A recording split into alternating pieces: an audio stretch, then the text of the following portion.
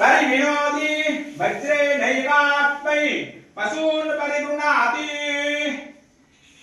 సాధారణంగా స్వామికి అభిషేకం అంటే పంచదార అలా వేసేస్తాము, కానీ స్వామి వీపు రుద్దుకోవడం అనేది అప్పటి పని కనుక ఆయన వీపు ఎవరి వీపు వారికి అందదు ఎలాగో అలాగా స్వామి వారి వీపు అందదు కాబట్టి చక్కగా అర్చక స్వామిగా మాకు అదృష్టం కలిగించి చక్కగా స్వామి వారి వీపుతో ముందంతా అభిషేకం అయిపోతుంది, కానీ వెనక భాగంలో ఉండేది చక్కగా వీపుతోని చక్కగా ఈ పంచదారతో చేసినట్లయితే స్వామికి చక్కగా ఉంటుంది అనే ఉద్దేశంతో ఈ వెనక వైపు కూడా వేయడం జరుగుతోంది.